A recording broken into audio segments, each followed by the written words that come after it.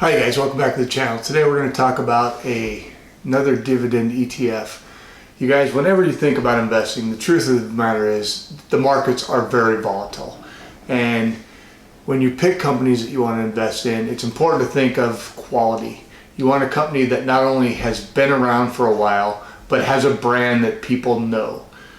So when we pick our ETFs or our investments, what do? We're looking for quality. So you guys, today we're going to talk about the Pro Shares S&P 500 Dividend Aristocrats ETF. So first of all, what is a Dividend Aristocrat? A Dividend Aristocrat is a company that is in the S&P 500 that has consecutively for more than 25 years raised their dividend. And in the case of this index, many of the companies are actually dividend kings. The differentiation of dividend king means that they've been doing the same thing but 50 or more years. Think 3M, Coca-Cola, companies like this, quality companies. So let's talk a little bit about the Pro Shares S&P 500 Dividend Aristocrats ETF. That's ticker symbol NOBL. Let's look at some of the fun details. First of all, the fund's been around since October of 2013. Has an expense ratio that's kind of expensive, you guys, 0.35%, so 35 basis points. So you're talking $35 for every $10,000 you invest per year. It pays a quarterly dividend, and currently the dividend is at 2.75%. There are 66 companies involved in this index. Now, this does change from time to time, you guys. It's up from last year, it was at 57. So I'm not sure how often they reevaluate that, but they do change the number of companies in there. And this ETF has a market capitalization of $67 billion. It has a PE ratio of 18.14, so nice and low. And it's got a price to book ratio of 3.2. If we take a look at the sectors and the breakdowns, you guys, we see that industrials is by far the largest percentage at about 25.84%. Second is consumer staples, and that's about 18.5%. Next is materials, and that makes up almost 13%. Fourth is consumer discretionary at about 11%.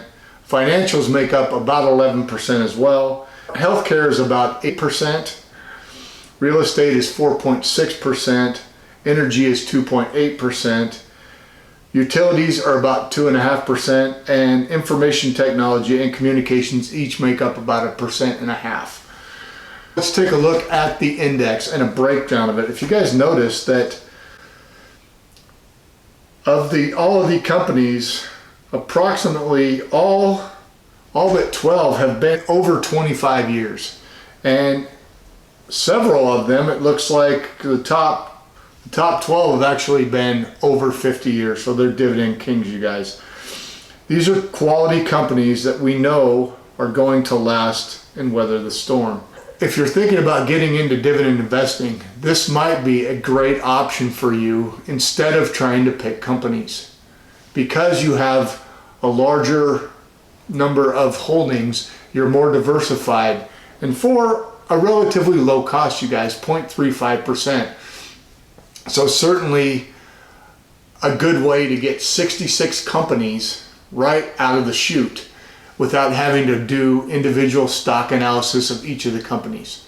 Now, full disclaimer, I do not hold this ETF, but I do have a similar ETF, and I also hold several of the individual companies that are on this index. I happen to think if you're a dividend king, you have a 50-year track record of quality and raising the dividend every year. That's a company I want to invest in. That's a company I feel will last. And this ETF has all companies that have been raising their dividend for at least 25 years, and in many cases a lot more than that. So you know that you're buying an ETF with a lot of solid companies that can weather the storm. What do you guys think? Is NOBL a good choice? What do you think about the expense ratio? A little bit more expensive than some of the other ones, but you're getting all quality companies. Let me know if you think it's a good idea in the comments. If you think it's a bad idea, put them in the comments as well. If you guys got something out of this video, do me a favor. Drop me a like. If you're not already subscribed, you know the deal. Hit the red button, subscribe to the channel. All right, we'll see ya. Thanks.